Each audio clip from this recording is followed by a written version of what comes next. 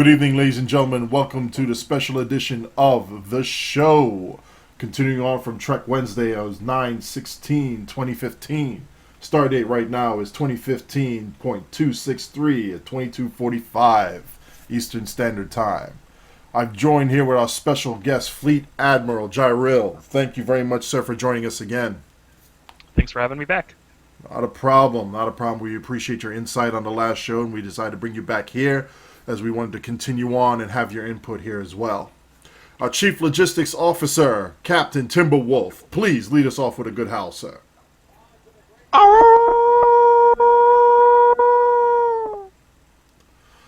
Our Chief Grumpy Intelligence Officer, Captain Sarcasm Detector.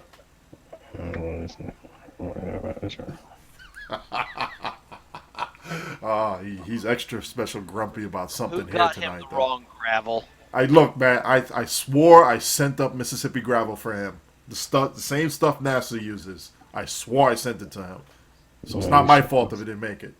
You sent me Missouri gravel. I hate that Missouri. stuff.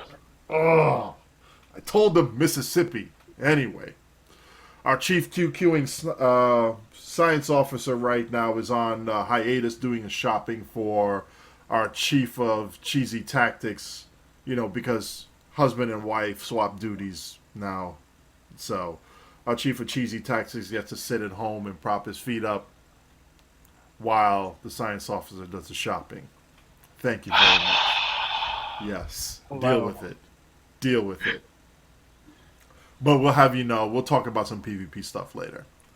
Our Chief Ironic Medic will be joining us shortly. He had some issues to deal with as far as somebody saying that DPSers can't heal, so we had to go straighten them out with cast iron, and then tend to the wounds afterwards.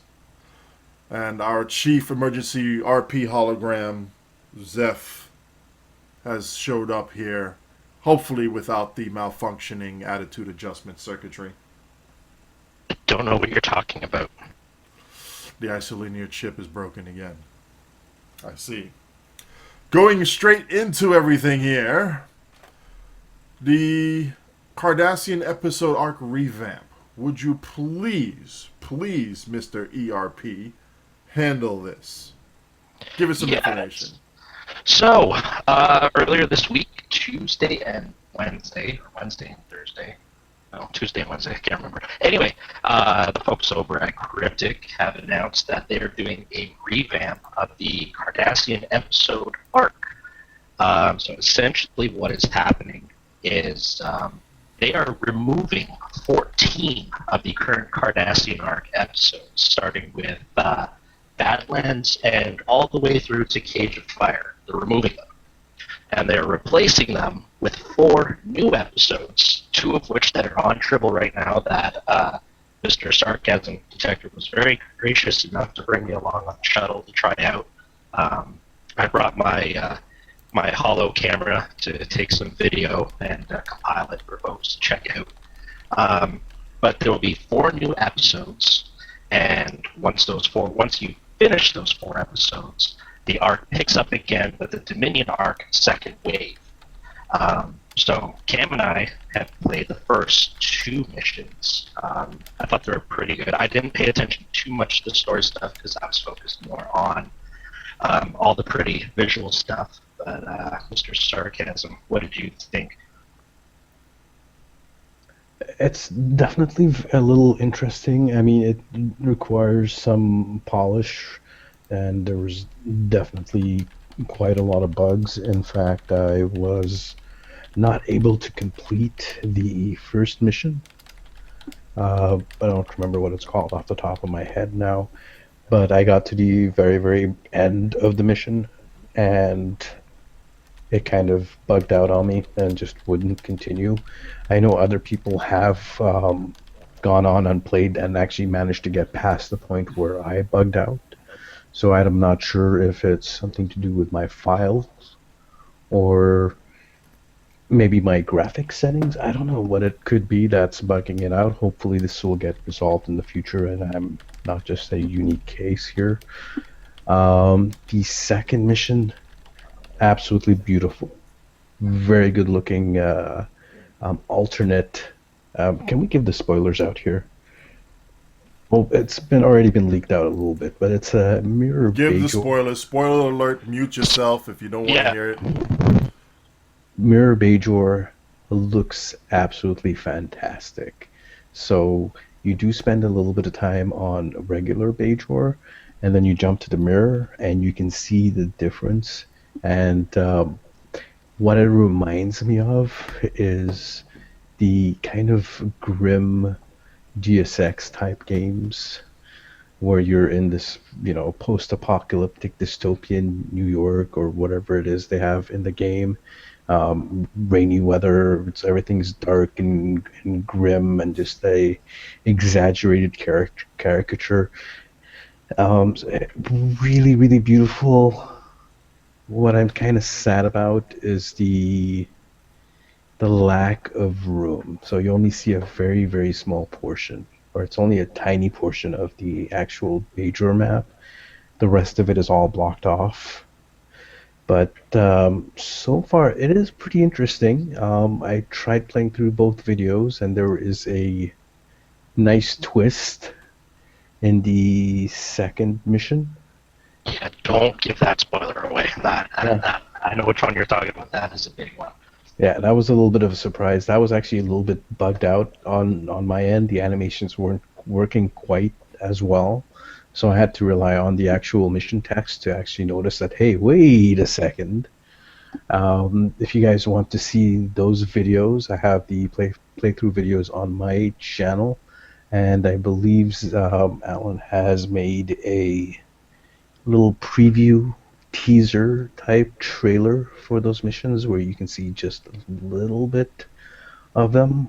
Yeah, yeah. The highlight video that I did actually shows the new detail work that they've done with the Cardassians, which look really really sharp. I think there's new hairstyles.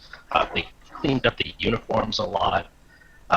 Just it really really good. And this is on Tribble, so I can't wait to see the final product when it actually gets released. Which, by the way, it was said that this will be released with season 11.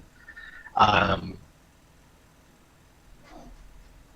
but Yeah, yeah, you're right. The new updated visuals for the Cardassians are very, very sharp. And just makes me wonder, are we actually going to be seeing a Kardashian faction? Because if they're putting so much effort into this, um, logically one would assume that they want some kind of profit from it as well, right? You're not going to spend time working on something if you're not going to profit from it. So how would they actually profit making this a actual faction or a sub faction like the Romulans are? Would probably, it's interesting. I'm just speculating here. I'm not saying they will do it. I'm just saying, well, what is the chance that they might? After all, people have been asking for the Kardashian faction for a long time, since the game started, probably.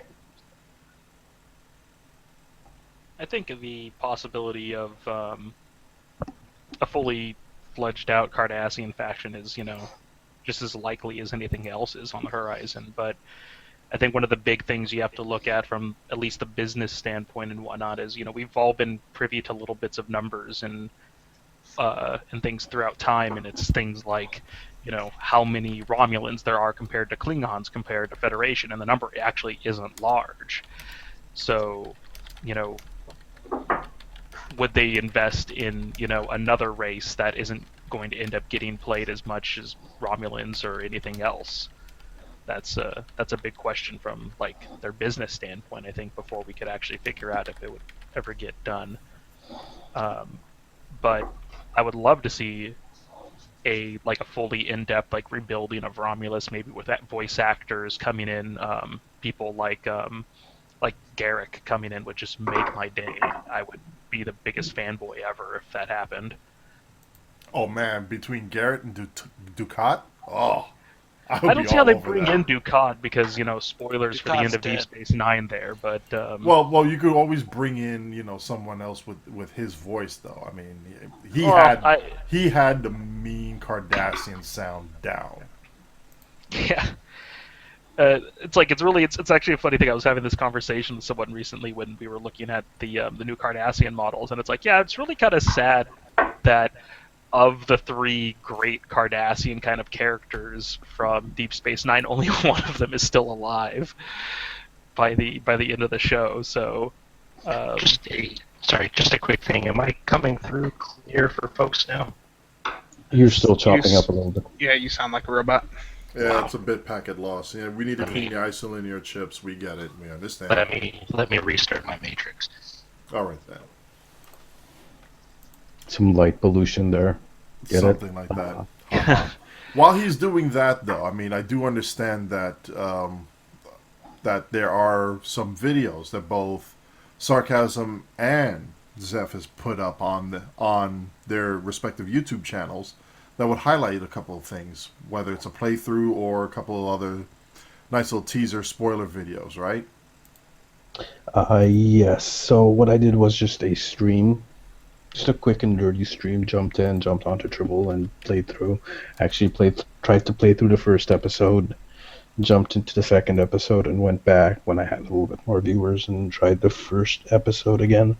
There's one thing that kind of did bug me, you could say, is the first mission takes part in the Badlands. Now, the graphics for the Badlands that I saw were pretty much the same as they've always been, as what they are right now. So hopefully that gets a little bit of an update, maybe a little bit more modernized, because I'll be honest, it looks like crap. It looks like shit. There's a lot of clipping going on. It's just dated. So hopefully that will get a little bit of an upgrade treatment, improved a little bit. Primarily because we are going to be seeing a battle zone in the Badlands at some point. That was announced at some point. I don't remember who it was at actually said. STLV. Yes. So if we're going to be seeing that, hopefully it's going to look better than it looks like now, like right now, which is just bad. Space Battle Zone in the Badlands, I'm all in. Versus the Terran Empire, yes. And of course, there is mild spoiler: Mirlita will show up. Yeah, that was also. I mean, hopefully that's not super mirror. That's not a super spoiler because Mirror Leader was talked about at STLV as well. So you have to been keeping your head in a hole for quite a while now on that. Indeed, yeah, I wouldn't say that's a big spoiler, because, like you said, it has been announced. But all in all, it's pretty interesting. The missions are kind of short, though, so I don't know if they're going to be requiring some tuning to actually make it worth it to have the same amount of experience that you get from the 14 missions that they've removed. So hopefully that will get looked at. Otherwise, we're going to be looking at another experience nerf, another slowdown in experience, which, let's be honest, it would be pretty bad at this point. We don't need any more sources of experience to be removed from the game. We don't. I mean, we had this kind of situation come up when they redid the Romulan episodes. I mean, obviously, a whole lot of episodes removed, and really only, again, a small amount added back in. Quality being fantastic and all, but the simple fact being that there was a whole lot removed. I don't necessarily know or recall what the numbers were like on the old episodes compared to the new episodes in terms of experience, but I do kind of almost feel like saying that I wouldn't be too concerned with it for the Cardassian ones. I mean, I can't think of a character. Not since launch of the game have I actually had to play the Cardassian arc in order to hit 50. That's right. You usually get there. I'll say like you would get there maybe like around level 40-ish. You can get there around level 40-ish. You can probably be in the mid 40s by the time you hit the Cardassian arc. Yeah. So you'd probably have to do a few missions. You'd go probably halfway, 4, 5, maybe 6 missions into the group of missions that they're removing before you hit 50. But the thing is, like, it's 14 missions, and they are some of the longest, most boring, terrible missions in the game. I'll be honest, they're pretty old. Yeah. No, there's one thing I'd say as well, and that's I remember the amount of complaints on the subreddit, on the forums, everywhere that I had observed, even on Twitter. Like, I just remember the complaints generated when, oh, the Romulan arcs are or the Romulan arc is being completely redone. There was screaming and chaos and all this stuff that, there was all this retconning happening. But then there were these voices here and there going, are we really going to miss a lot of this? Like, there's a couple episodes that I kind of wish had been brought over, just for the sake of the storytelling. And the same kind of applies in my mind with the Cardassian arcs, but by and large, there's not going to be a big volume of those missions missed. There's a couple of them that I will truthfully miss because they were kind of cool. Like, I'll miss if the given the context of the episodes they're bringing in, I will probably miss things like the episode where you're kind of jacked by Section 31. Oh, yes. I'll miss the Tribble with Klingons because it was just silly and out there. Yeah. But okay, I think my point is that they're gonna be taking away so many hours worth of missions. So there's 14 missions, and some of them are pretty long. Let's say there's 3, 4, maybe 5 hours worth of missions. In between those 14 missions, we're not talking about. That's just if you're Romulan or KDF, because there's even another set of 4 or 5 the set of missions that's playable by everyone compared to the list of missions that was playable by Federation was different. There were an extra like 4 or 5 missions that purely Starfleet characters could play, as opposed to being a Romulan, even like just a Romulan or a Klingon. The list that those guys got were shorter by, I want to say it was 5 missions, but it might have only been 4. Yeah.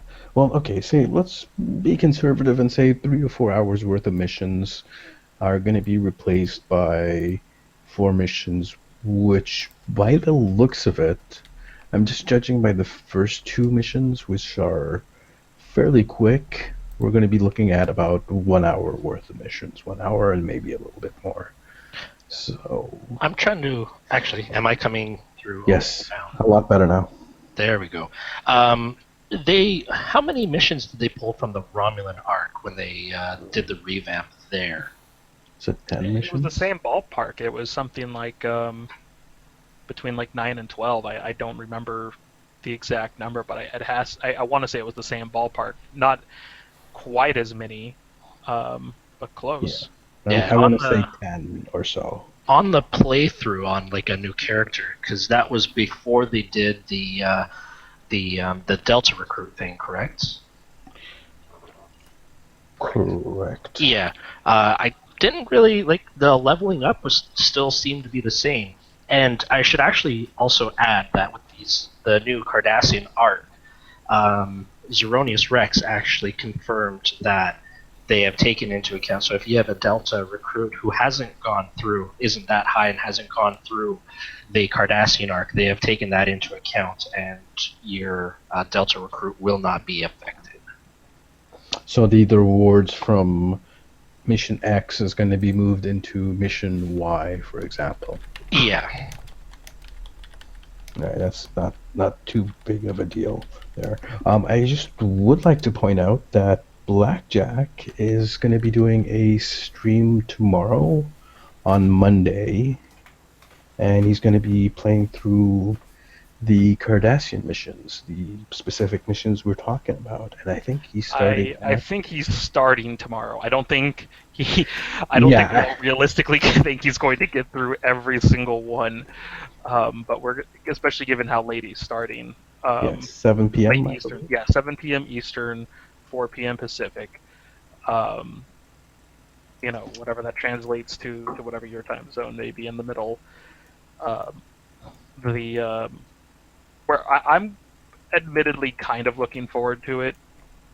I should be there. Enzo should be there. We should have a nice full party of the Reddit of our Reddit officers and staff from our stow and the in-game fleets there. It Well, should I'll, be I'll pretty definitely try awesome. to make it as well. I wanna. Oh, if he can be there, I will make sure we save his spot. It should be silly, but if nothing else, it's going to be eventful. We Yeah. have a lot. I'm actually guaranteeing that we're not going to make it past Badlands right now. We're gonna start Badlands. It's going to be awful, and we're just going to stop. Probably.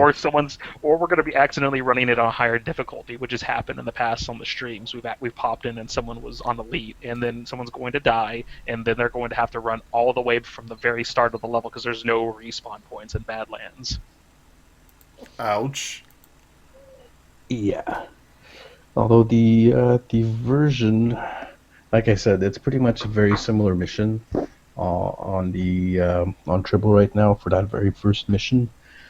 But there are some nice improvements in the hangar bay, in the shuttle bay when you beam down. Spoilers.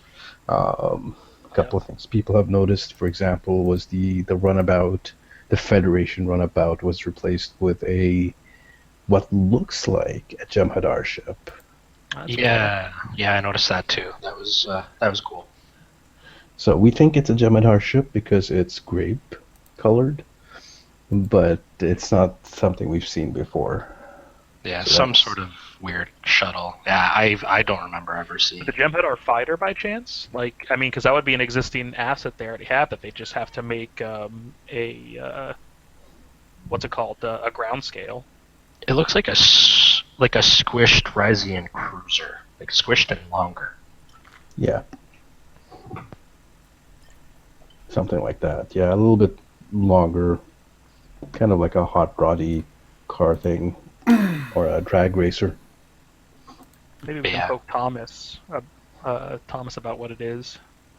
I mean, he would probably know what ship model was where. That's true. Well, Yeah. That's yeah, assuming folks, it's not a if- placeholder.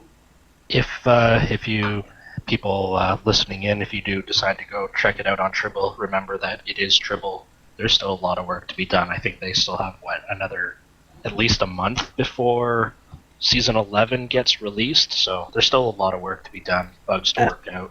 At least 3 weeks, Yeah. maybe 4. There was a bug that I ran into because the first mission starts off at DS9, and I wasn't able to beam off or anything, so I actually had to restart the entire game. But yeah, just keep in mind that it's in Tribble. There is bugs. It is a work in progress, and yeah. And I would urge Cryptic Studios to please take the time to make it right. Release it with as very few bugs and as much quality into the work as possible. If you got to delay it by another week or 2 weeks, I understand budget constraints and whatnot, but if you got to do it, if you can't do it right the first time as best as you can. We would appreciate it. Unfortunately, there's no longer a focus group that is doing looking through stuff on Tribble. So maybe if there's any members of the Bug Bashers, Yeah, I was going to say the bug bashers might be able to help there. yeah, if they can log in, because I know they usually check out bugs on Holodeck, but if they can get onto Tribble and go through those missions and note down any particular bugs that they find, getting those resolved for those missions would be great. So far, we've only seen 2 of the 4 new missions. The remaining 2 are in the mission list, but you just can't click them yet. The hail button is grayed out. So, if we can get like the first two polished as quickly as possible and just take a look at the next two and get those polished as quickly as possible, that would be great. Oh, as a tangent before we head on to the next segment here, have any of you been officially named to be part of the Bug Bashers? Not saying that it's a bad thing that we're not. For me personally, I got too much on my plate. I couldn't do it. But have any of you been officially mentioned or named to be as a part of the Bug Bashers? I personally have not applied. I didn't apply. Yeah, I didn't apply either. I have enough things to keep me busy. Yeah, I Did didn't not apply, but Snipey, I believe, did, and I don't think he's got anything yet. Okay, just wanted to clarify that because there were some people who thought that members of the show were a part of the Bug Bashers, and to my knowledge, none of us was. But I just wanted to put that on air as well, just for the record. So we will be submitting bugs to the Bug Bashers as well as through the official forums, just like everybody else. We still put our pants on the same way, just like everybody else, except for Alan. He just wishes it and it comes through in the holographic matrix. So that's that. That's right. Exactly. Yeah. By the way, bell bottoms, not anymore. Seriously. Moving on. Going over to something our Chief of Cheesy Tactics here will probably be most interested in, especially when he wants to spread the cheese across all of his tunes. Something about the event item reclaims. Now, to my understanding, we cannot reclaim event item rewards on any new tunes that we create or any tunes that we're not able to compete for those events. Correct. So, like, for example, my Delta characters from the Delta event, I can't get the older event items on them, such as the Con Officer from one of the older Crystalline events that reset the cooldown on evasive maneuvers, or the AP Torp. Items like that, which, for certain builds, they can be quite huge. There's just no way to get them on that character, or any of those new characters. It makes me not want to really put that much work into them. Well, hold on a second. Those events from the Mirror and the Crystalline, I don't believe those were account-wide unlocks. They were never account-wide unlocks. The mirror Yeah. events and the crystal I'm events sorry, go ahead. were not. They were Yeah. not, but it would be nice to have some way to get the items on newer characters. Okay, thanks for that clarification. So what you're asking for is to have some of these old event items like Mirror Hockey, the AP Torp, and maybe the Shotgun, and etc. be account unlocks and be reclaimable by new alts created that never got the chance to get them before. Correct. I was going crazy there for a moment. Wasn't there just a patch note where the event store became available to to all your characters again? And yeah, there was a patch just 2 weeks, or not even a week ago. This most recent patch fixed that issue at least for the main event store. Yeah, I believe what it was. You couldn't access the store if you hadn't unlocked it in the winter or summer events. And now you can. It's if the store is unlocked, basically all year round, and you can get to it. I don't know how I feel about that though, as far as unlocking those specific one-time only items. I get it; it's one time only, and you only get them for the tunes you have available, and it would be nice to have them for your account. Because hey, it's you. You already went through it on X number of tunes to get it. What's one more tune when you're making a new one? It'd be nice to have that. At the same time, it kind of takes away from the uniqueness of that item. So it's I don't know. I'm kind of I'm literally split down the middle on this one. Yeah, I agree with you. I'm kind of split in the middle down that one as well. Giving them out like what he's proposing would dilute the uniqueness of the items. But then again, on the other hand, we already have that with the event ships, which we grind for as well. So there is a precedence for that. There's a precedence, but only because those items had a discount already as far as getting them for other tunes. Correct? Always. Yeah. Not originally. Right. But one was implemented and you were able to slot, say, like a Chelgret eventually for a discounted amount. Okay. Some people did actually, like I'll put myself out there. I definitely ground out at least 3 Chelgrets or 4 Chelgrets back in, the very first winter event. Yeah. So that the discount has only been around for about a year or so. Maybe it hasn't actually been around that long. I Maybe a think year and a half. didn't the major, like the most recent discount change happen with the release of the Ryza event? Yeah, the summer Yeah. event was the big major discount one. Yeah. And they Um, changed the They, currency and the way they were doing it. Well, at least the intent initially was. the Moving on, discount here on also forward. was the Christmas event as well. Because yeah, if the you got discount. Yeah, I think the first discount, or when they first announced the discount, was last year's. Well, not this year's. The one previous to that summer event with the luxury liner, and I believe that was the first one with the discount. Where if you ground out the luxury liner, then all your Pretty sure you're alts would. correct. Yeah. I have a bad habit of being correct. Sorry. Yeah, it gets annoying after a while. What I'm interested in finding out though, I mean, would there be something that we can actually put in game that would be unique to whatever tunes that you have that are there, and then keep it that way, so that way it's special. You were there for that time. You were there for that moment.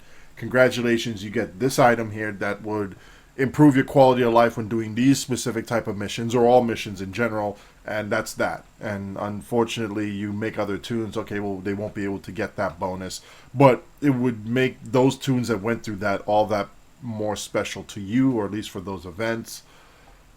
At the same time, you kind of like, okay, but I've done the work for all those other tunes and got it there. Why can't I do it for this other alt that I want to do something a little bit different with, but would be nice if it had that same quality of life improvement as these others are here? Yeah, I'm even thinking it out and talking it out. I'm still stuck down the middle. Yeah. Yeah, there's a couple things that, I mean, for me, what it comes down to is like, so on the mirror event and the solid entity, like I'm doing that event on extra characters as much for all the resource bonuses as I am for the item. Um, so if they want to add some way just to get the item, I'm pretty sure I would still run it as many times as I could to get those resources on the other Yeah, characters. the dilithium makes it worth running on as many characters as possible. Right. Um, and the marks and everything else aren't bad either. So I have no problem running it still, that many times. I am a little bit burnt out by the time I finished running it like 6 times a day a character, for 14 days. But I would still probably end up running it just for those resources, and again, in equal value to whatever the item comes out to be. There are times like I'm pretty sure all my characters still have a boxed anti-proton torpedo. Like I've never even opened the thing. So I'm not sure I always place a real high value on some of the items. At the same time, I would probably I don't know. There are a couple characters I have where I'm sitting there kind of sad they don't have certain things. Like some of the Doffs, hard to say. The shotgun is probably the only one I honestly miss at this point. Well, we'll toss this out to our audience and to everybody else who'll be listening on. Just comment on our YouTube comments or on the forum posts wherever you see the show link for this episode. Leave us your thoughts on it. What do you think? And who knows? Maybe it might catch the attention of somebody out there who has an ear with Cryptic and be able to say, hey, you know what? This might be a good idea, or maybe even for some items and others, we want to be able to keep the rarity because, well, that's it. It's special. It's that special. We'll keep it that rare and be done with it. The I other think if part. they were- Go on. it just kind of dawned on me. I think if you're going to end up tying it specifically to like make some sort of reward that's specific to a character, you just make it a tied to the achievement for completion of it, and that achievement maybe gives you some sort of very, very minor trait that, while it's cool that you have it, it's not like so game breaking that you don't. What about something else to think about too? But actually, I'll write that up on the forums later. What about the Delta Rewards reclaim? What's with the temporal negotiator? So if you lose it, if you delete it, you can't reclaim it currently. It's gone from time. Wait, Period. really? Correct. I did not actually know that. Yeah, found that out the hard way. Had someone else tell me about it and tested it on an alt, and yep, there's no way to reclaim it. Ouch. So, did somebody file a bug report on that? Bug hunters, if you're listening, get on it. Yeah, I haven't had the chance yet with schoolwork, so just a heads up for anyone listening. We'll definitely appreciate that's pretty that. harsh. Yeah. I mean, don't accidentally delete it. Don't even think about accidentally delete it. And if you're tired, just log off. All right. Moving on for that. Sarcasm detector. Please, can you give us a little bit of information on how weapon procs work as far as with the individual weapon itself? And I have a follow-up question after you go over with this. So please, kick us off here on these weapon procs and what Gecko had to say about it. Oh boy, I wish Mikey was actually here because this is conversation that we actually had that happened to go on, I think, on our still builds. But basically, as far as we know, most of the weapon procs are per shot. But then Gecko came out and made a tweet, which I'm just pulling up right now. It's actually the opposite. We thought that they were per cycle, and he came out and said that they're per shot. We're talking about the procs here. And there is a discussion going on our stow builds that is discussing this. And apparently it is going per shot, is what we've noticed.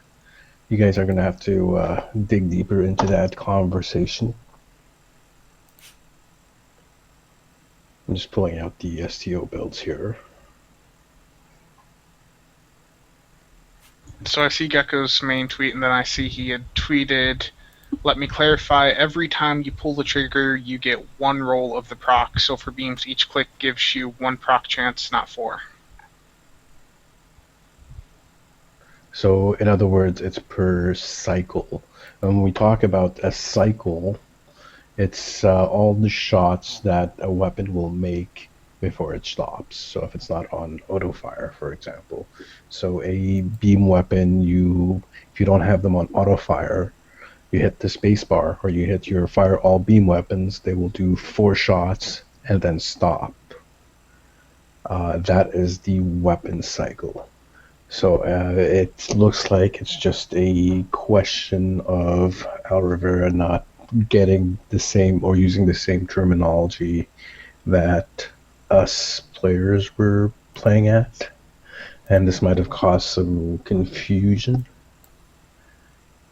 because we were looking at the procs being once per cycle, and he says it's once per shot, and people were jumping on that saying, well, if it's clearly once per cycle, it's how it's working, but if it's intended to be once per shot, then they need to fix this. But it looks like it was a bit of a misunderstanding.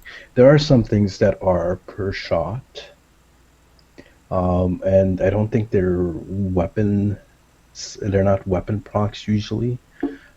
Things like directed energy modulation is per shot, and I believe it works best with single cannons. I think single cannons have the most shots per per cycle of any weapon in the game. You have to probably go back and test that again just to be sure about that. But yeah, there are a couple other things that are per shot, but most of the things are per cycle. Chemosite, for example, is per shot. The plasma consoles are per shot as well. Sorry, go ahead, Spencer. You were going to say something? I was going to bring up that there was a bit of testing done, and there were some interesting finds. One of them was elite phasers. It was found that the elite phaser proc is currently not working at all. Interesting. Interesting. So the elite phases, clarify, where do players get those from? From a tier 5 engineering starbase. So those people who are looking for good mods and go and buy those from the starbase and expecting the procs to work. I see this with a lot of cannon builds, and phasers are typically your number one choice for a cannon build. You're telling me those procs don't work? Not the phaser proc, the elite phaser proc. The elite phaser proc. All right, give me the distinct So difference. these are fleet weapons, and normally most of the fleet weapons that you have are the advanced weapons, which are ultra rare. These are ultra rare as well. But the elite phasers, they replace one of the mods that they have with a certain proc, and it's the same for the elite disruptors. So if you go to your starbase, if you have a starbase that's got a tier 5 engineering, you look into weapons, you'll see you have advanced phasers and you have elite phasers. The advanced phasers are your regular fleet weapons. The elite phasers have a proc, which I believe is a heal proc. I haven't used them in a long time. It's It's a a shield shield. It's a shield heal proc. Yeah. So a 2.5% chance to heal your shields or something to that effect. You lose one of your mods for it, and most people consider them to be pretty bad because of that. On the Klingon side, you have the elite disruptors, which also do the same thing. They drop one of their mods for a specific proc, which is extra damage, I believe, some kind of extra damage mod. It's extra damage versus shields. So it's pretty pointless against most things. Most things. It's kind of like I guess an extra Tetrion, like Tetrion-ish proc. Yeah. It's actually the elite disruptors are actually really good. That's what I've heard. I don't play a Klingon, so I've never actually tested them myself. But if you want disruptors, probably the elite disruptors are probably among the best. So the discussion here is that heal proc that the elite phasers have is not working. So basically, you are paying extra for a fleet phaser that has one mod replaced with a proc, and that proc is not working. So basically, you are losing out on a mod with these weapons. Yeah, if I remember, the advanced is like damage times 3, and when you go to the elite, it's damage times 2. The advanced would be damage times 3 plus another mod. Yeah, plus another The- mod. The Accuracy. advanced are either Act 2 damage 2 or damage 3 Act 1, basically. Well, there's crit D and crit H in there. The Act 2 damage 2 ones were actually recent. Those weren't the original They fleet weren't the weapons. original, they were added later. Yeah, they were added later. So they're pretty much damage 3 Act, damage 3 crit H, damage 3 crit D, which are actually pretty good. I recommend the damage 3 crit D for those of you out there. Yeah. So those are in pretty bad shape. So PSA, don't get the elite phasers. Most people would buy them anyways in the first place, but this just makes them even more worthless. It'd be interesting to see if the elite disruptors have the same problems, and what other weapons out there also are missing their procs. Someone should probably do some kind of testing. Well, it's kind of like the old story. I mean, like, Borg weapons in space weren't necessarily missing their proc, but there was kind of the inverse of the issue where there was nothing to actually, or the proper uh, if I'm recalling the issue correctly, the proper flagging of NPCs as Borg was so infrequent that the mod actually just wasn't working on every Borg ship that you were shooting. Yeah, something like that. Not all the NPCs were flagged as Borg, so Or the you right type of Borg. Like there might have been a changeover at some point where there was more than one Borg class group, and something happened. yeah. And instead of actually taking the time, probably could have taken up quite a bit of time to go through the NPCs one by one and making sure they had the correct flag. It's just easier to actually remove something than to fix it. Sounds actually familiar for some odd reason. I Remove it don't instead of be fix bitter it. now. We're gonna get you that Mississippi gravel. Relax. And One other thing I wanted to see. Continuing on with this, um, actually, when we're dealing with procs, what about the two-piece assimilated set? Kinetic cutting beam or the torpedo for some people who like to run it, and the assimilated console. What's up with that? I mean, the proc. My understanding is it's still good. You know the why? proc still happens, yeah. Yeah. So me and Mikey were talking about this earlier last week before the Wednesday show, and this actually didn't make it to the Wednesday show. So some people have done some testing on the two-piece assimilated ordnance set, which is kinetic cutting beam and the assimilated module, or the Omega torpedo in one of those spots, the two-piece, which is extra 10 points of weapon power plus increased weapon drain resistance. And what they found is that it doesn't actually proc that often. The proc is actually pretty rare. And I was talking with Mikey about this, and I said, yeah, that's probably pretty accurate. At one point, this combination, this meta, the KCB and the simulated module, was fairly important because this was the only form of weapon power mitigation that we had. There might have been a couple of other things like the DPS consoles, but not a lot of people knew about those or wanted to spend the console slots for those. So this meta was pretty valuable back then. Nowadays, most of us don't even run these two pieces anymore. There are better ways of mitigating power drain, whether it's traits, consoles, skills, different things. So this particular meta is definitely showing its age. It's gotten really old in the tooth, and it's just become old and practically useless at this point. Well, isn't that telling of how many newer abilities are?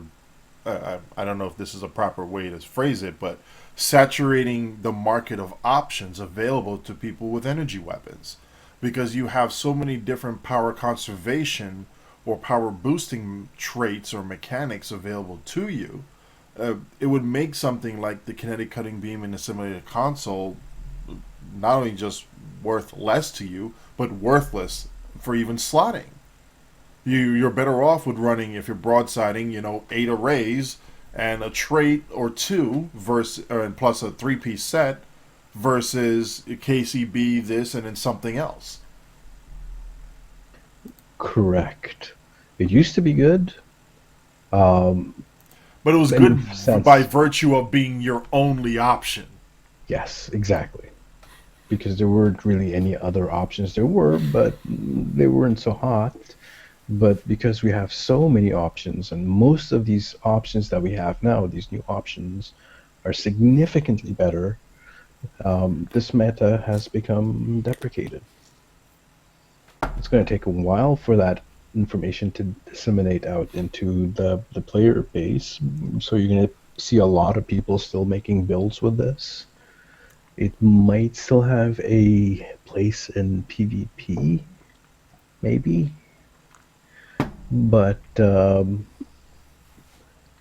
for PvE, most of the high-end builds are not using this anymore. One thing I wanted to ask, though, off the top of your head, could you name a couple of things that would be superior to this combo? Energy weapon cycle, right off the top of my head. Greedy emitters, right off the top of my head. Even the Marion proc with the EM is pretty good, especially if you're running a double dem feature. Nadion inversion, of course, is still But one of the. those are not to interrupt, but those are abilities as opposed to equipment. So I think the question has to be like, what do you replace that with, as opposed to what other abilities do you use? Well, the KCB is really easy. If you're running beams, then you just put in another beam in there. If you were running a dual heavy cannon turret setup, then you just put another turret in the back to replace it, or an omni beam for beam overload or something to that effect.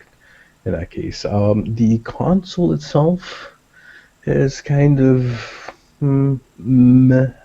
So a conductive RCS would be good in there, or even a regular EPS console that's been upgraded. That we're just talking about the engineering console slots, because usually in your science slots you want embassy consoles of some kind, or even research consoles. Um, Both the Lobby crit consoles would probably be better in there.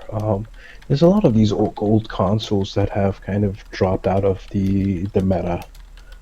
Remember, at some point, people used to run the 0 point energy conduit. A lot of people used to run that back in the day. Now it's actually pretty rare to find that. Not a lot of ships in the current meta are running it anymore. Same thing is going to be happening with the assimilated module. Technically, I would probably run really pretty much anything else other than that, unless I have extra consoles. Hell, there's even some gimmick consoles that might actually be better in those slots than the actual assimilated console by itself. Yeah, the assimilated for my particular build is dropped, and not so much for energy conservation, but just because the stats on it weren't that great compared to other options that were on the market, especially after I did a little bit more research on it. And it's like, yeah, this is great, but it was great for a starter build. Not anymore. Trying to find my And I assimilated think that's a fair console. thing to say too, because it's still a very, very accessible item for someone that's getting started. I mean, it's dropping from these high performance builds, but anyone who's still out of the market for something that would be like a low-buy console um, might still want to consider possibly running. And I mean, just for the like a short-term kind of solution until they can save up. Yeah, okay, I'm looking at it here. Mine's at Mark 14 Epic. It has 1.2 crit chance and and plus 11.5. Let's say we'll call it plus 12 crit severity. Usually we go for 1 equals 10 ratio for crit chance severity, so that would be equivalent to 1.2 plus 1.2, so 2.4% crit chance, or 24% crit severity on that console. If you take a look at the neural infusion circuit, Mark 14 Epic, that's sitting at plus 25 crit severity, so that's slightly better in there, and that's got structural integrity and subspace decompiler, which is not that good. If we look at the other console, which is the Tachyokinetic, which is 1.2 and 12.5, this looks like about another 24.5, 25%, so that's got a little bit of an edge as well, but that's got the turn rate and it's got the same amount of graviton generators as the simulated. So they are roughly equal. They are a little bit equal. You get the I extra see the weapon turn power. rate winning out though. Yeah, definitely turn rate is a lot better in there, but the crit severity of the binaural infusion circuit is really good. You really want that. So I don't know. It's really up to you. I mean, if the polaric modulator was actually working properly and you didn't need to unslot it and reslot it every time you swapped the map, you did a map change. I would actually add that as a really good console, and that adds flight turn rate, flight speed, and inertia, plus 7%, 7.5% of your weapons to your engines. That's really a good console. So yeah, I would probably run that. It's an engineering console, by the way. I would run that instead of the assimilated just for the extra turn speed.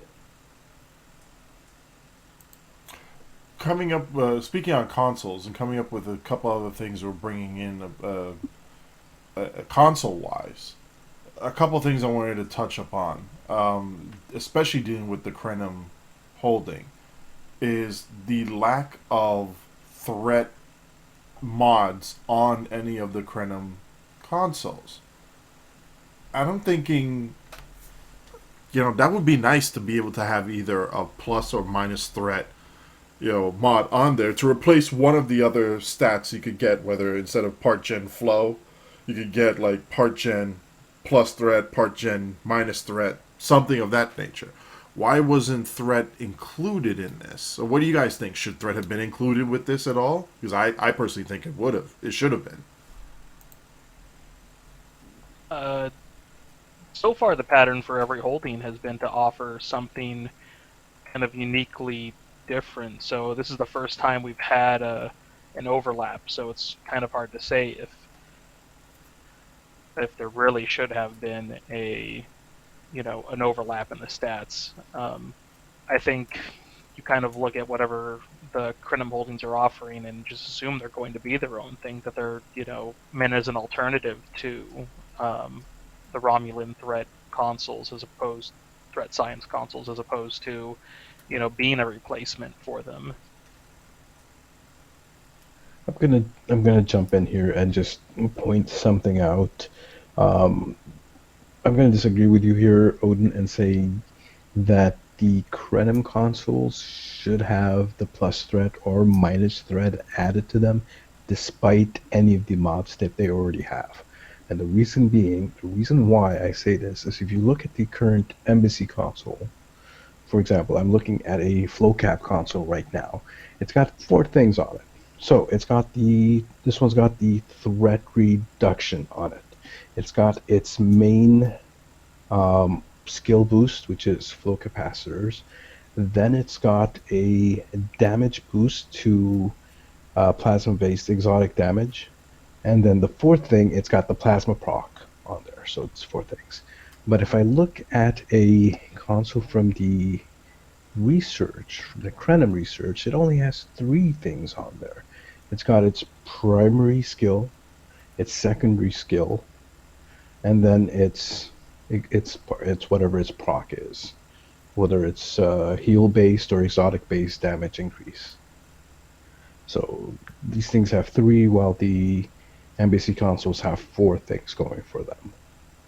So, my opinion, the threat, either positive or negative, should be added to these research consoles to make them a little bit more on par with the Embassy consoles.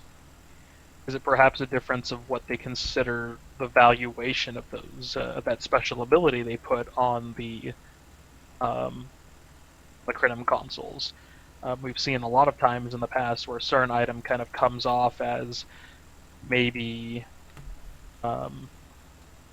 it doesn't come off quite right in a lot of players' minds. Like, it looks like it might be a little underpowered or overpowered or something, but it's because the value of that stat isn't necessarily as high as you think it is, or maybe higher than you think it is. But remember, initially when these consoles were created, they had a higher damage boosting coefficient for it. Where if you use the proc was going to give you a 10% damage boost. Now it's only 6%. So yes, the value of certain things has been reduced already, and nothing was given in return for those boosts. Um, the value of a particular stock or proc or whatever it is really subjective, and you got to consider that of the two skill bonuses that the research consoles give you, one of them is a reduced bonus as well. So like the first bonus gets the full amount, whatever it is, 38% or 37% or whatever, and the second one is much reduced unless it's the actual shield capacity one. Right. It does kind of come to another point too when it comes to like talking about something. Just earlier we were talking about the elite phasers, and obviously the point is that they're not working, but for whatever reason, Cryptic feels like they are worthy of a higher price and this elite status by removing a mod and adding on this other ability to them that effectively does something different. In this case, it's the shield heal. Um, but I mean, that seems like it's being that that ability has a higher price on it than what Cryptic just considers a regular mod. And here is I think you hit the problem right on the head. It's what Cryptic considers, or how Cryptic values these mods, and no disrespect to the people at Cryptic, the devs or whoever's working there, but they don't know. The only people that know the value of something really is the players. And if the players aren't using something, if the players find something to be useless or worthless, or really not worth the effort of grinding and spending material, then that whatever that proc or stat or bonus may be, if the players are not using it, then it is worthless. It's one of those arguments. You can even look at the science ships, for example, where the excuse for them not to make science ships is that they don't sell well, especially for the Romulans and the Klingons. Well, it begs the question: if these science ships that you were trying to sell before and didn't sell well, what were they any good? Did the players think they were any good? If the answer is no and the players didn't buy them, then there's the issue. You're valuing, or however you value these products is flawed, is wrong, and you have to take into consideration what the players think and not what you as the developer thinks they are worth. Right. I mean, it's the fishbowl effect in a lot of cases. What what you see inside and looking out through the fishbowl isn't necessarily what is going to happen. Um, or on the inverse, you're looking into the fishbowl and you know things can look a little strange, either magnified or otherwise, just skewed. Um, so I completely get what you're saying, and I agree to a lot of the extent of the point. With a lot of the older items in particular, like those elite phasers, it's probably worth maybe going back and revisiting them. Um, Embassy consoles obviously have been revisited very recently, so it's hard to say, because I imagine that the Embassy consoles had to be looked at around the same time that the Krenim consoles were probably in development. I mean, the times just seem to line up pretty well, to me at least. Yeah, well, to be clear, the Embassy consoles were not fixed. They had. It's another case of them removing something instead of fixing it. So they didn't have the time to fix it. They actually broke it. They removed a functionality of it instead of fixing And it. by stating that, you mean removing the ability for it to crit with energy weapons. Correct. Instead of fixing it so it crits with all weapons, they just removed its ability to crit with fall. And this is, despite popular belief, this is not a fix. This is a break. They removed that functionality because Well, they. it's a complete, whatever I said, it's a complete rebuilding of those consoles. They've recently visited those consoles, changed functionality, done whatever have you to them. Yes, And I in saw my that. mind, I think it's around the same time as the the Crinum had to be at least on the drawing board. So you figure that maybe they were looking at those at the same time, given that this is the first time we were having a resource overlap, because obviously we had the science consoles, and then we had engineering consoles, and we had tactical consoles, and now we have this new holding, and they're giving us science consoles again. They had to. I can't imagine that someone sat there and was like, well, we offer these science consoles. Do they have to be a replacement for the old ones, or do they just have to be comparable to a different play style? And when I look at them, I have to imagine the answer was these have to just be for someone else, for a different play style. I don't think someone would have sat there and figured that a player would necessarily be replacing their embassy consoles with these if their playstyle didn't dictate it.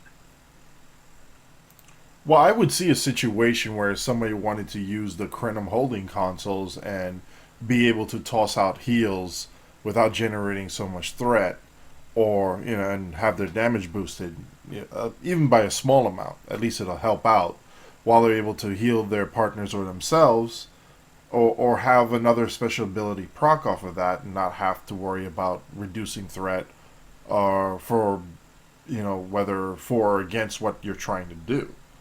I would think at least there would be some parity while still keeping its own uniqueness. Like, okay, the explosions, the plasma explosions is one part of the uniqueness over there, and on the Crenum consoles, there would be their stacking buff or slash split stats for them, and that's their uniqueness in and of itself.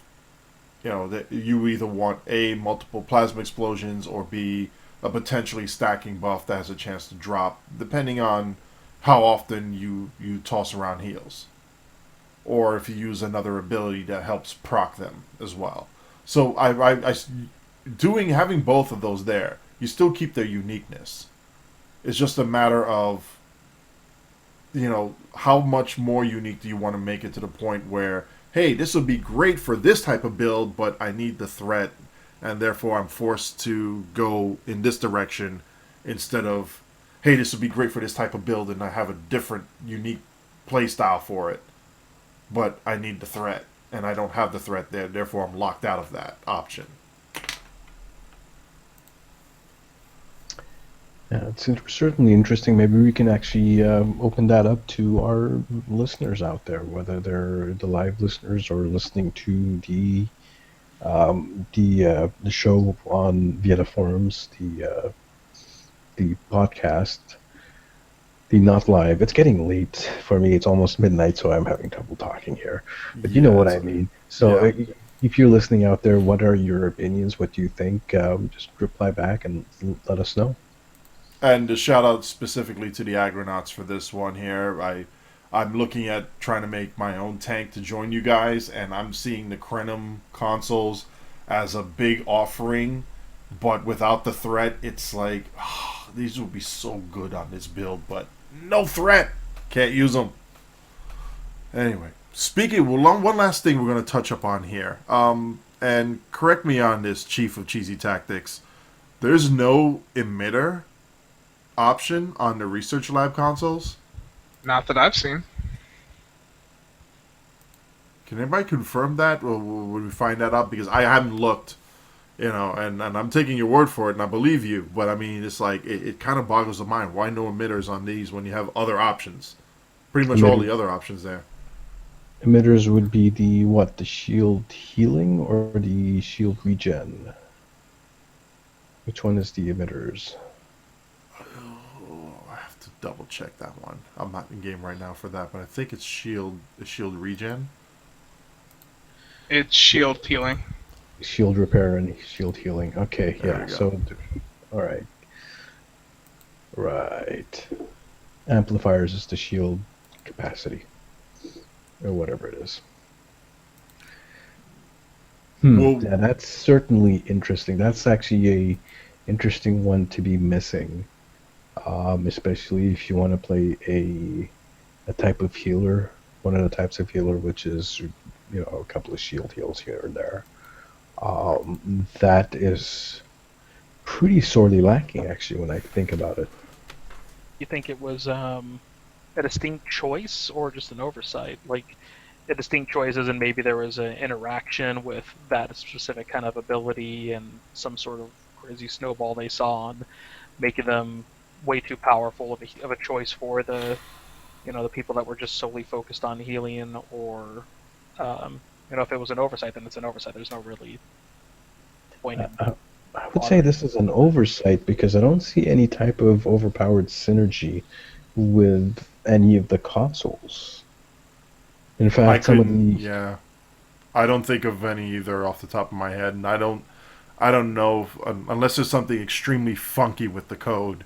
I wouldn't see this as some weird interaction. But I personally, honestly, don't know. I mean, it could be either, but I'm leaning more towards oversight than anything else. Yeah, I would say oversight. I mean, there are other stuff that's missing. For example, from the crafting system, you can't make the APS conductive relays, for example. It's probably one of the very few things you can't actually craft in the crafting system. And that's my phone going off. And correct me if I'm wrong, I don't think you can craft emitters either. Let me just double check my R&D science just to double check that.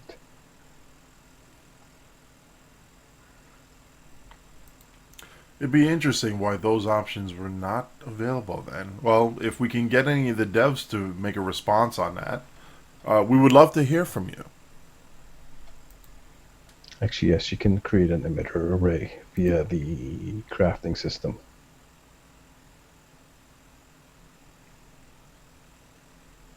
Yeah, the crafting system kind of cleared up a lot of the holes that we had before in certain things. I would have been surprised if there was still a big hole in that, at least on some of the science consoles. I think they But yeah, patched most of that. the EPS is missing from the engineering consoles, and implementing that, I think that one's an oversight as well. If they implemented that, that would relieve a lot of pressure on the prices of those consoles by a significant amount. Yeah, the market will come down significantly for people using want to use EPS. And Highlandvar, hopefully I pronounced your handle properly. Thank you very much for confirming that for us. Yeah, there is no shield emitter console in the Krenum lab.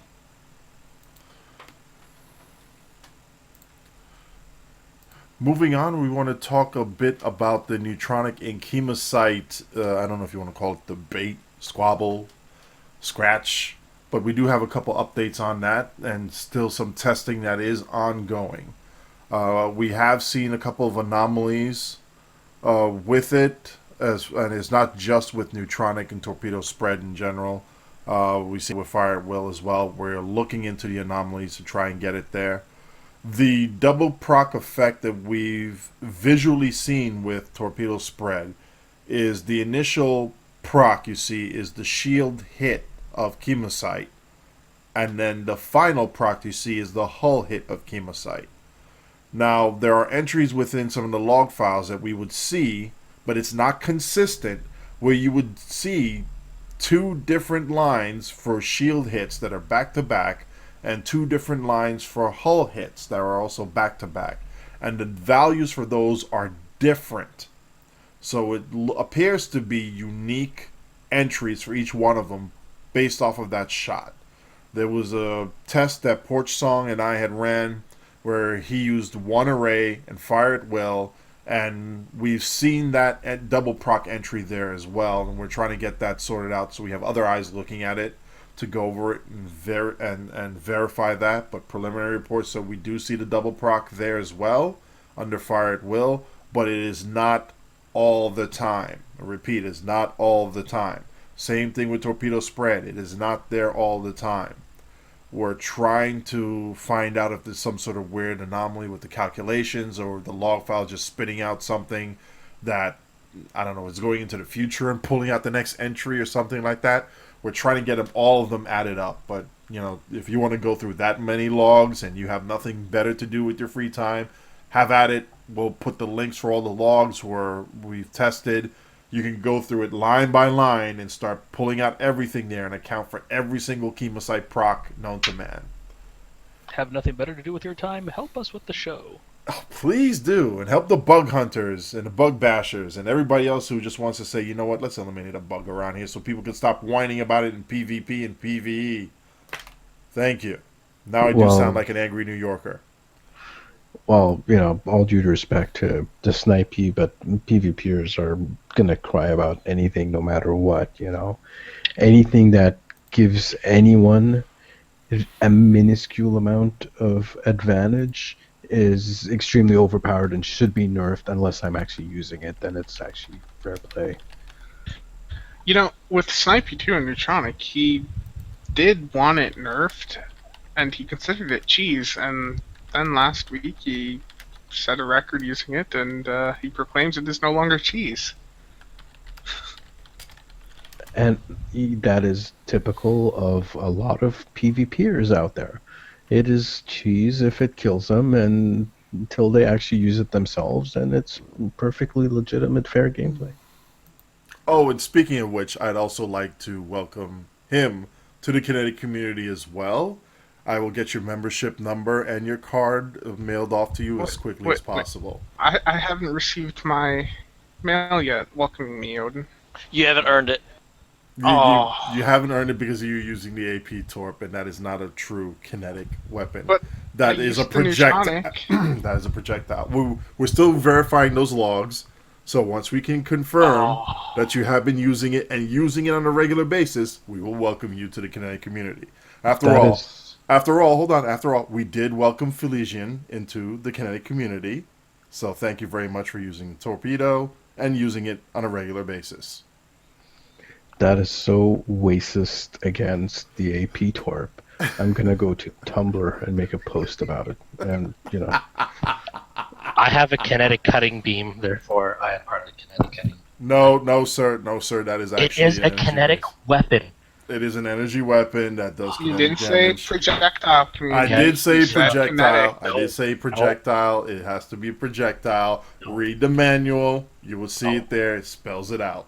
The title is Kinetic Community, not Kinetic. And if you read the manual, it's all about projectiles. Paragraph 47, subsection 4 clearly states the kinetic cutting beam is not considered part of a kinetic build and therefore does not grant you entry. That is all. Thank you. Nobody asked you.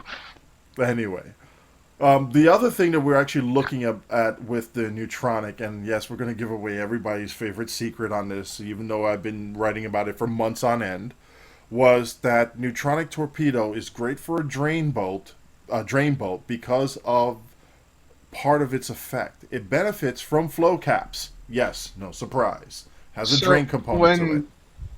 When you see these hybrid builds with a few arrays or dual beam banks, and then you see a Neutronic Torp and they've got a ton of flow cap embassy consoles on, the reason they just insta-vape that group of spheres right there is because the flow caps, you're just basically shutting off those sphere shields, and that Neutronic just goes straight to hull. Yes, the actual drain is a per torpedo drain. Now, it stacks, but it's only a instantaneous stack. It only stacks that instant on impact. So you would have, like, say, for example, in my weak flow build, I have a minus 11 to power levels for 6 seconds. Now, what happens is that when all the torpedoes hit and everything is said and done, if the target's still alive, that target has minus 11 to power levels for 6 seconds at the moment that the last torpedo hits. 6 seconds after the last torpedo hits, its power levels are reduced by 11. Now, during the first, second, and third torpedo, if you're using torpedo spread 3, or if you're using high yield 3, the 4 torpedoes that are there, you have either 33 or 44 uh, drain on the power levels for that moment on impact, like less than a second. But that moment is there where those power levels are drained by that much. And when you have that much drain coming down on like a high flow caps build, like say something that'll boost it up to about, actually, you know what, SOB, what power levels, what flow cap level do you have on yours, and what's the value of the drain on Neutronic? Somewhere in the 20s. Give me a moment here to go find it. Okay, let's just say on the nice side 15. Okay, 15. So 7 that- flow caps. And that gives me minus 22.2 to all subsystem power for 6 seconds. And then with Torp Spread 3, that's different targets. So that yeah, and that's an AoE drain, mind you. So I think one of the reasons why they wanted to put the cap on there now, I don't know why now, but it's been there beforehand. You have an AoE drain in a 3 kilometer radius. Correct me if I'm wrong, but it is 3 kilometers. It should say so on the torp itself. You have the radiation going out and the drain in that radius. That hits any target within range and drains his power level for that much on that instant, on that impact where all 3 of them are hitting, or 4. It's draining all the power levels there. That will drop somebody's shields long enough for at least 1, if not 2, of those torpedoes to deliver all that nice, juicy kinetic damage straight to the hull, and you see nothing but atoms left over, sprinkling away into space. That is the true power of the neutronic torpedo. Load up on flow, blow everything else up. Did you say you have 97 flow, Spencer? I think he had more. He had 9 as far as a trait, and then we just lost him for a moment here. He had 9 as far as as his skills or traits, or his skills are concerned, and then he has a couple embassy consoles tagged on as well. So Okay, depending on 'cause- which one he has, whether it's a Tulwar or the other stupid one. Okay, 196 I would buy, but 96 or 97 was what I heard, and that's just I'm gonna smack him when he comes back. 'Cause that's Yeah, no, he's got more than that. He's got more than that. that's like basic, very basic stuff. But yeah, but you know, I wish you hadn't told people about that. Not because of it's bad, not because I don't want people to actually, kill stuff, but the lag, oh, you Well, had to tell them about it. if the reason for adding a cap onto it was due to reducing the number of calculations upon impact to help improve the quality of life of the game overall, I can live with that. If that's the justification, I can live with that. Just don't tell that to me now, and it be some other sinister reason for it. Retroactive. Yeah, no, because the lag is still there. I was doing runs Yeah. with Spencer like a couple of days ago, yesterday or the day before, and he was running. It probably was yesterday. He was running his neutronic torpedo, and every time he'd fire that off with the chemosite, my screen just and continue on. That's damn it, Spencer, you and your lag-filled cheese.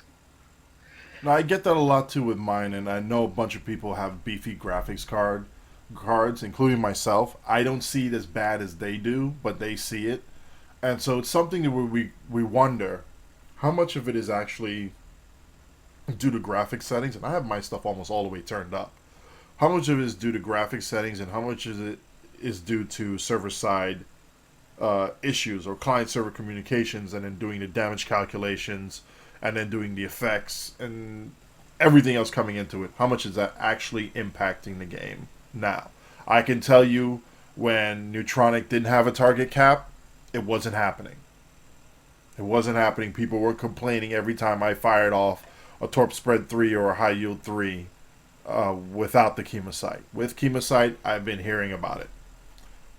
Don't say nerf Chemosite, but tone down the graphic a little bit, please. I don't know if Please. it's graphic related or not because when we've seen these, it seems to affect everyone on the map at the same time, and people have different graphic settings.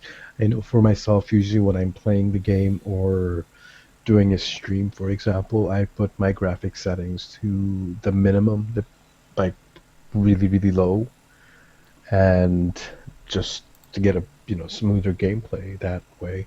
And I'm still affected. So I don't know how much the graphic settings actually play part in that. It might play a little bit for some people, might play a lot for others, but there's definitely something server side, and I'm guessing calculations or whatever calculations it needs to do, and the number of targets within the radius of the explosions would increase the number of interactions that they would have to calculate for, and then yeah, I don't know. Who knows? There may be an integer divided by zero somewhere, and one of the processors shuts down, and the load gets handled by all the other processors. Who knows? I'm just pulling this one out of my rectum, but that's something that probably will need to be considered, and then I guess we need to talk to a couple of the coders as well as one or two of the hardware engineers to get a better story on this. And leading up to this, talking about network engineers, we've noticed recently, spurred on by the DDoS attacks from he who shall not be named, the network changes that have come about. What do you guys think? Good, bad, indifferent, performance-wise, network stability-wise? What do you guys see? I'm an outlier in this. I've always, I shouldn't say always, an utterly significant majority of the time, I have actually managed to not experience whatever network routing issues have been occurring, and unless there's actually something that leads to like the servers actually going down, I've rarely kind of felt the problems that have been occurring. But I'm also, internet-wise in Cryptic's backyard, so it's not that traffic isn't that far for me to travel. I've noticed that they've added the PNAP onto their network, and it's pretty much it's a Cryptic's own private network. They've advanced their boundary up, and what they're doing, and I think I use this analogy, and I did it once, and it may not be the world's greatest analogy, but it helped people understand it better. So instead of having one big hose feeding Cryptic's servers, their main router that they have, and then they can distribute the traffic as they're getting into it. Like, say, for example, Cryptic Studios wants everybody's information, everybody's network traffic, and they're going to put it all in this nice bucket, and they can use that bucket to distribute it to wherever it needs to go. So we have this one big hose dumping all this water into this bucket, and the hose is big, and people can see this hose for yards away. Then this one kid comes up and he said, "You know what? I'm just going to be mean. I'm going to take out this switchblade. I'm going to cut this hose as I'm walking by." And he does that. So the hose is leaking, and it's a pretty significant leak.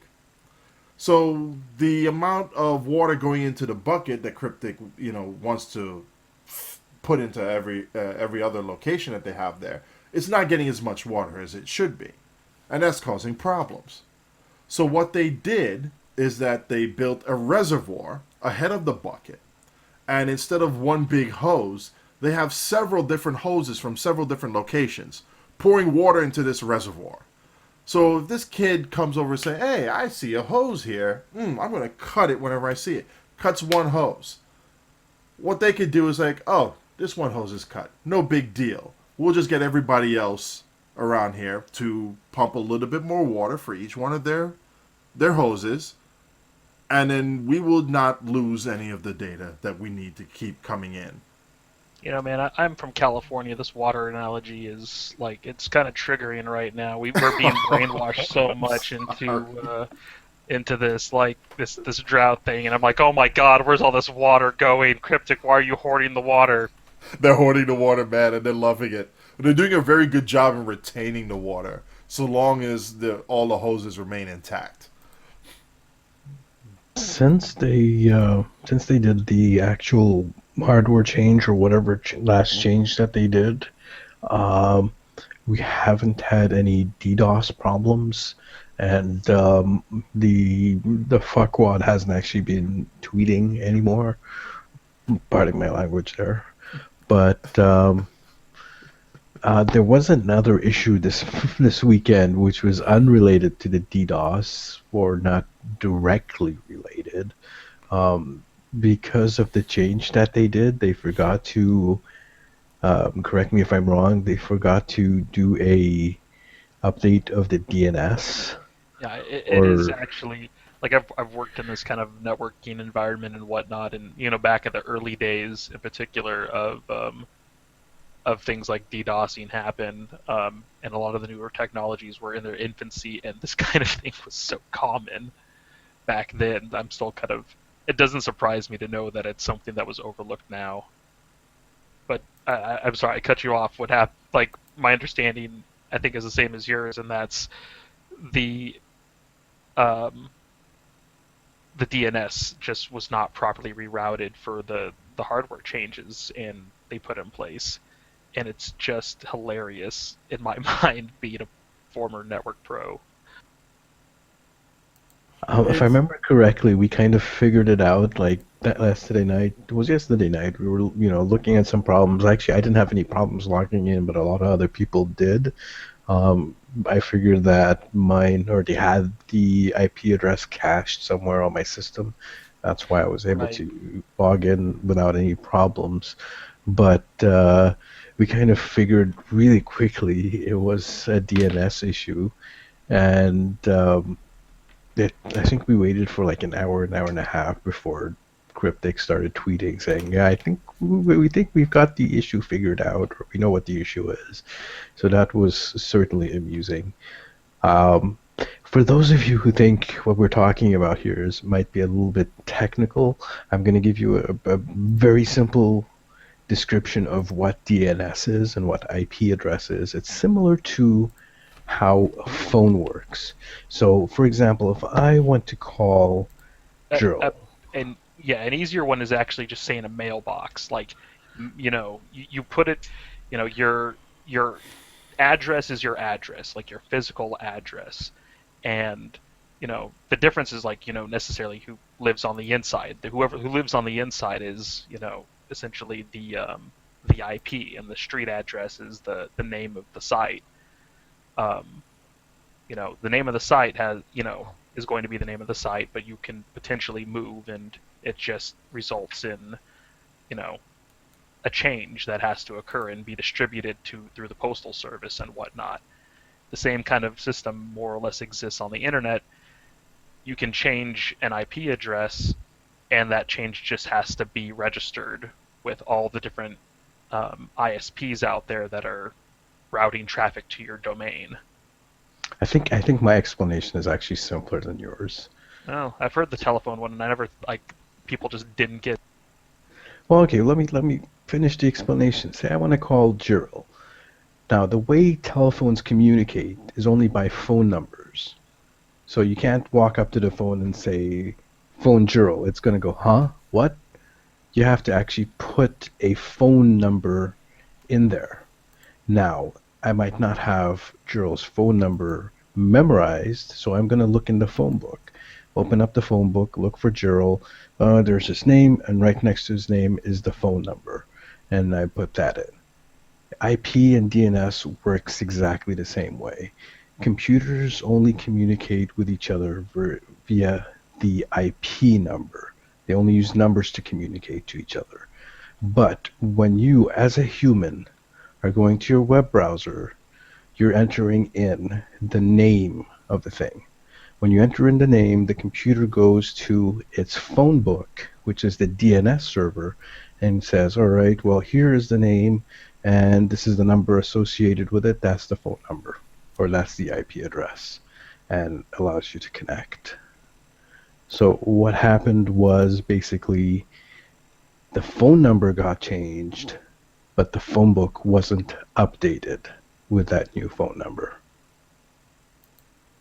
And you're gonna have to explain to every single millennial out there what a phone book is. So good luck with that. Oh boy. Hey, what? Exactly. You see exactly what I'm talking about. But Okay, so you go have on. Facebook, and someone decides they want to change their name on Facebook. Okay, But there's you the see, explanation. no, that's Oh, bad because Facebook that's, automatically updates that for them. So yeah. yeah. You got a sandcastle, and then forget it. Never mind. Let's Continue on. move on. Right, moving Move on. But the on. reason why we bring this up is because a well built PNAP would be a quality of life improvement for everybody connecting to all of Cryptic's offerings, whether it be Star Trek Online, Neverwinter, or something else.